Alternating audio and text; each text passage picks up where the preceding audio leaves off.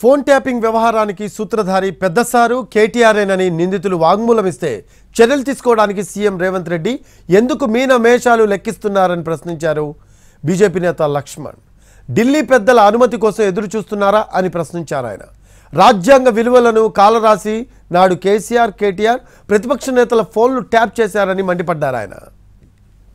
ఇన్ని సంచలనాత్మకమైన నిర్ణయాలు బయటికి వస్తూ ఉంటే ఆ పోలీసు అధికారులు ఆనాడు వారు మరి ప్రభుత్వంలో బాధ్యులుగా వివరిస్తూ చేసినటువంటి అక్రమాలు అన్నీ కూడా వెలుగులోకి వస్తూ ఉంటే మరి ఎందుకు ఇవాళ రేవంత్ రెడ్డి ప్రభుత్వం మీనమేషాలు లెక్క పెడుతూ ఉండదు?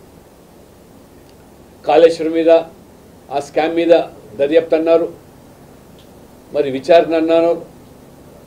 అదే రకంగా పబ్లిక్ సర్వీస్ కమిషన్లో ప్రశ్నపత్ర లీకేజ్ మీద ఏ స్థాయి వ్యక్తి అయినా మరి ఉపేక్షించలేదన్నారు.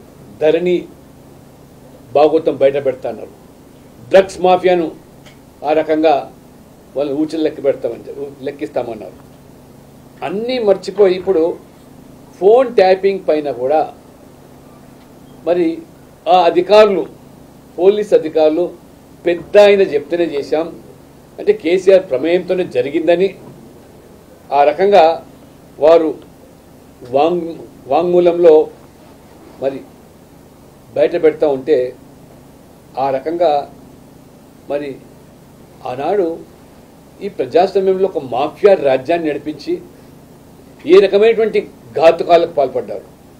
మొత్తం రాజ్యాంగాన్ని ప్రజాస్వామ్యాన్ని పూర్తిగా కాలరాచి మరి శాంతి భద్రతల కోసము లేదా దేశ రక్షణ కోసం ఉపయోగించాల్సినటువంటి వ్యవస్థను సొంత రాజకీయ ప్రయోజనాల కోసం ప్రతిపక్ష నాయకుల మీద, వ్యాపారుల మీద, మరి అదే రకంగా రియల్టర్ల మీద, జర్నలిస్టులు, అడ్వకేట్సు, డాక్టర్సు, విద్యార్థులు, విద్యార్థి సంఘాలు, నిరుద్యోగులు, చివరికి సోషల్ మీడియాలో చాలా యాక్టివ్గా ఉన్నటువంటి వాళ్ళందరి కూడా ఫోన్లు ట్యాపింగ్ చేశామని వారు చెప్తున్నారు. చివరికి జడ్జీలను సైతం కూడా వద్దలేదని ఇంత బాహాటంగా వాంగ్మూలంలో మరి ఆ యొక్క అధికారులు వెలిపుచ్చినప్పటికీ స్వయంగా రేవంత్ రెడ్డి గారు చెప్పారు ఈ ఫోన్ ట్యాపింగ్కు నేను కూడా బాధ్యునని.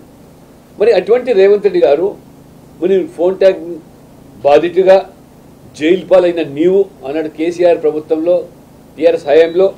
మరి ఎందుకు ఇవాళ మరి కుర్చీ కోసమా లేదా ఢిల్లీ హైకమాండ్ యొక్క ఒత్తిళ్ల మేరక ఇవాళ మీరు మిన్నకుండిపోతున్నారు? ఎందుకు ఇవాళ మరి మీనమేషాలు లెక్క పెడతారు?